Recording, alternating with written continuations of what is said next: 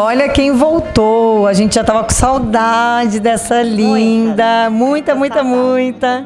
Elaine Binotto, super bem-vinda novamente aqui no nosso programa. Obrigada, eu que agradeço. Vim aqui matar as saudades da Cris, da equipe, de vocês. Ah, uma linda. E olha, ela voltou com tudo, hein? Que hoje ela vai falar sobre medo e ousadia. Olha que assunto. Isso aí. Medo e ousadia, porque são duas coisas aparentemente antagônicas, mas uma é a solução da outra. A gente vai ver isso. E ó, eu separei algumas perguntinhas aqui para ela, eu já vou fazer. Tem uma aqui, Elaine. Qual a função do medo? Olha, a gente pode dizer que o medo tem uma função boa. Muitas vezes as pessoas acham que medo é só para coisas ruins. Não, é importante ter medo. Você entra numa mata, se você não tiver um medo, você pode se perder, pode acabar ali passando dias por uma privação, uma dificuldade. Você vê um fogo, né? Criança, ela às vezes não tem medo, então ela avança no fogo, põe o dedinho na tomada. Então é importante o medo porque ele é um alerta.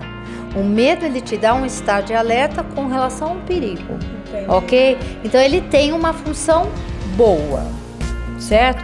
Ele passa a ter vamos dizer assim, um lado mais prejudicial quando ele se estende para situações que são desnecessárias, que são outras experiências ruins que vão se acumulando naquela situação. Mas o medo em si, ele é necessário até para a sobrevivência. Sim. E de onde que vem o medo? A gente tem um medo, muitas vezes esse medo do dia a dia, vamos dizer assim, esse medo cotidiano, ele vem de experiências ruins, né? Muitas vezes são situações de fracasso, situações de tristeza, situações de sofrimento, e a gente carrega como se fosse uma pequena marca e ele vai acompanhando a gente como uma experiência ruim. Isso que não é legal. Elaine, explica pra gente também o que seria o medo nascido assim por experiências ruins. Muitas vezes a gente não tem um medo de uma situação. Vamos supor, às vezes você não tem medo de falar com alguém que você não conheça. Mas de repente, num determinado dia, você foi maltratado por uma pessoa desconhecida, você não foi bem recebido, você foi humilhado. Aí você passa a adquirir um medo, né, de tratar com pessoas desconhecidas em função de um dia que você teve lá atrás essa experiência ruim.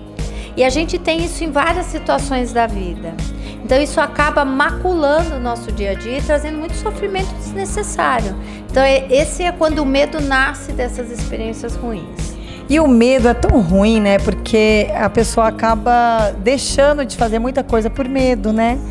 Assim, você levando em consideração até uma criança, sei lá, às vezes a criança não vai no banheiro sozinho porque tem medo. Então é um sentimento ruim, né? Isso. Eu acho que esse é o pior lado do medo, é te trazer uma sensação ruim no seu dia a dia. Quando a gente tem medo, a gente está sempre andando com uma tensão, com uma ansiedade, com uma certa tristeza, com uma angústia. E isso, para você caminhar para uma depressão, é 2 palitos, né? Então eu acho que esse ponto que você tocou é super importante, porque a pior consequência que o medo traz é essa. Quais os tipos de pensamentos que atraem esse medo? Eu acho que são pensamentos até comuns. Um é pensamentos que trazem insegurança e o outro é o medo do desconhecido. Quando você está diante do novo, você não controla muito os resultados, você não sabe se você vai dominar aquela situação ou não, você se sente inseguro e isso te dá medo. Toda situação que ela implica numa falta de controle para sua parte, implica em não ter controle sobre os resultados daquela situação, te dá medo. Agora eu vou querer a dica da coach, hein? Fala pra gente aí uma dica de como enfrentar o medo. Qual seria a sua dica pro pessoal? Com medo. Com medo? Como assim? A gente não pode esperar deixar de ter medo para enfrentar uma situação que nos amedronta, porque você corre o risco de nunca enfrentar aquela situação. Então, toda vez que você tiver medo de uma situação, como é que eu enfrento, Elaine? Com medo. Não tem um estado ideal em que você deixe de ter medo para você poder ter o enfrentamento daquela situação. Então, a famosa dica é: vá com medo. E o que acontece quando temos ciência da causa do medo, Elaine? Eu acho que é o primeiro passo para você deixar de ter medo. Porque às vezes você tem medo, mas não se sente assim à vontade, não entende muito aquela situação. Então, quando você começa a ter conhecimento do que lhe causa medo, é mais fácil para você mesmo lidar com aquela situação e até o ponto de diminuir ou eliminar esse medo. Então, ter ciência do que te dá medo é o primeiro passo para você dominá-lo.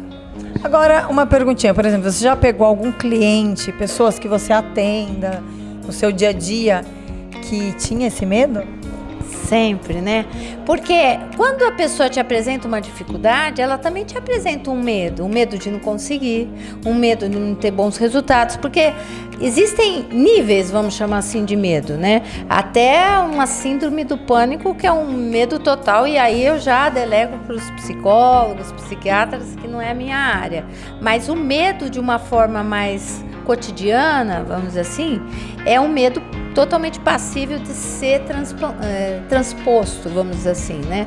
Por quê? Porque é um medo de uma situação, novamente, que demonstra, em primeiro lugar, que a sua incapacidade, talvez, uma dúvida sobre o controle sobre aquela situação. Será que eu vou ser capaz? Será que vai ser bom? Será que eu vou sofrer? Será que eu vou passar vergonha? Será que vai ser humilhante? Então, todos esses questionamentos fazem com que você fique com mais medo ainda. Você tem que relaxar, né? Parar de pensar nos possíveis, no será, posso, não posso, e aí sim você vai entrar num estado de confiança maior para enfrentar o medo. É muito bom, eu acho que o pessoal que está em casa assistindo, às vezes tem esse medo, mas às vezes não descobre, né, esse sentimento. E aí, ouvindo você falar tudo isso, eu acredito que vai ser muito bom para muitas pessoas que estão assistindo. Eu acho, Cris, você tocou novamente um ponto muito legal. Eu acho que a gente tem que trabalhar o cotidiano, o dia a dia, né? Então, quando você se prepara muito para uma situação, você tende a ter medo dela. Se prepare, como vai ter uma prova, se prepara para a prova, estuda, vai ter um trabalho, organiza o seu trabalho, deu o seu melhor, esquece. Aí é só a hora de realizar, porque senão entre o que você fez até a realização, você pode causar em você mesmo uma série de inseguranças em virtude do seu próprio questionamento. Ai, mas tá bom. Ai, eu não sei o quê. Ai, mas eu vou reparar. Ai, será que a pessoa vai gostar? E enquanto você chega ali, parece que você já é um cocô. Parece que você já não sabe fazer mais nada. Não, você deu o seu melhor, vamos lá, vamos pra cima, e depois a gente lida com os resultados. Mas não fique infestando, contaminando o seu pensamento nesse período, porque a ansiedade é que causa isso, né? Sim. Bom, e aí, lógico que é a pergunta para fechar com chave de ouro: o que fazer para enfrentar os nossos medos? E aí que a gente vai do começo pro fim com a palavra-chave, que eu acredito que seja um segredo, vamos dizer assim, né? Uma grande dica, mas ela com cara de segredo, né? Que é a palavra ousadia. A ousadia, ela é a maior arma contra o medo, porque o medo te bloqueia, o medo tira a sua ousadia, tira o seu encanto, o medo tira o brilho, ele te apaga, te deixa opaco. Então, quando você tem ousadia, você está no seu melhor, você está no seu momento de criatividade, você está no seu avanço, você deu um passo além, você está na realização daquilo que você achava que não poderia, você está num momento de superação. Então, ali você está com toda a sua energia.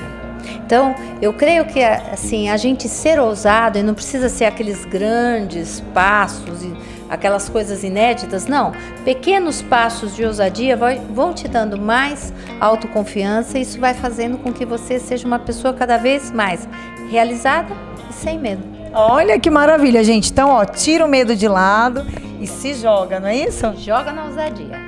Joga na ousadia, adorei. Elaine, deixa os seus contatos para o pessoal, para quem está assistindo a gente aí, para te seguir nas redes, até mesmo quem quiser fazer algumas aulas, né, com você, quem quiser fazer um certo acompanhamento, é super válido, a Elaine é demais. Passa aí o contato. Ok. Para palestras, cursos e acompanhamento, entre no Insta, É Coach, C-O-A-C-H, Elaine Binotto, com 2 T's, Coach Elaine Binotto, e é a minha fanpage também. O mesmo endereço, tanto do Insta como da fanpage, é Coach Elaine Binotto. Então vamos fechar dizendo pro pessoal deixar o medo de lado e se jogar. Na ousadia. Boa! Beijo! Valeu, beijão. Tchau, Tchau, tchau.